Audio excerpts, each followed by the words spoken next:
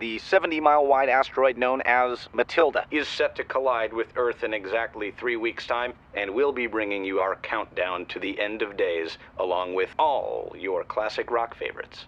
The film is about Dodge Petersen, who is facing the end of the world and trying to make sense of it. What are you doing with the rest of your life? Catching up on some me time, find God, maybe move around some chairs. That's actually kind of what the film's about, having to deal with the fact that in about 20 days something's going to hit the Earth and it's all going to explode. I always wanted to tell the story of relationships and basically what you just do with that time that you have. You okay? No!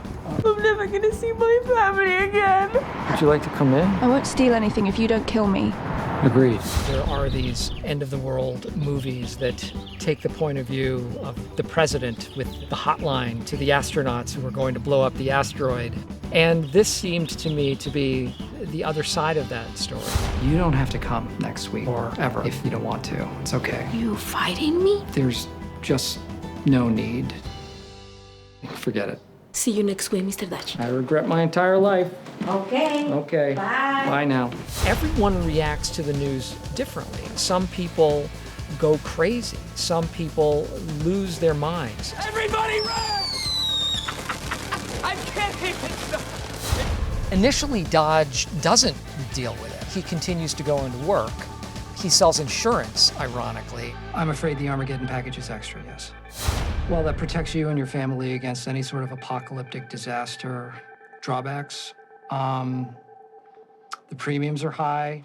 His ultimate decision is to reconnect with this lost love, and that's what he feels is going to fulfill him in these next couple of weeks of his life.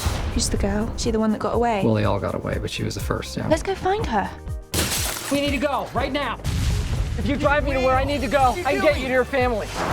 Dodge and Penny go on a road trip to visit his childhood sweetheart, and they meet up with a bunch of interesting people along the way. Hi, welcome to Frenzies, where everyone's your friend. I can't believe you guys are still open. And do you know what? It's his birthday today. Why didn't you tell me that? Happy birthday! Oh,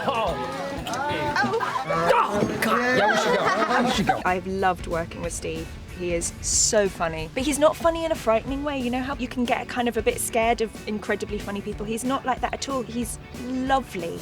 Apart from being a great actress and incredibly smart, Keira is just a fun, easy person to be with. How about things that we are not going to miss, like going to the dentist? Oh, Dr. Hoberman. Oh my God. He's got that amazing thing where he's got such depth to him. He's a comic actor, but he can play such tragedy, and actually that makes it even funnier. And it's very rare to get somebody that can play both sides of it. Steve Carell has been amazing. I love his style of comedy. It's obviously not only pitch perfect timing, but he's so subtle. He reminds me of Peter Sellers or Jack Lemmon, who could do so much while being so still. Every few days we have this new guest star. We've got Rob Corddry and Connie Britton and Derek Luke and Patton Oswalt. Single guys like us, I mean, we gotta grab this thing. We gotta, you know? No, I don't. You don't know? If you knew the world was ending, what would be the first thing you'd do? If it was the end of the world and I was to take a road trip, I'd go with my closest friends and family. I'd take Supertramp and I'd take Talking Heads. I'd want really upbeat, like, you know, dance-along music. I would go crazy, and I would spend the last days on Earth drunk. I would drive towards Elton John, because if I could just hear him sing Goodbye Yellow Brick Road while the meteor's approaching us, I don't think there's any better way to end the world. I would probably eat a lot of junk food. I'd start with Chinese food, segue into pizza, cupcakes, brownies. I do kind of a sweet, savory roller coaster, and that might take me through a couple of weeks until my doom. Is it good? As fun as a donut. You can't be serious. How fast are you going? 15 miles an hour over the speed limit. Given the... Couldn't you find it in your heart to give my friend here a fighting chance of being with the one he loves before we all reach our untimely conclusion? No.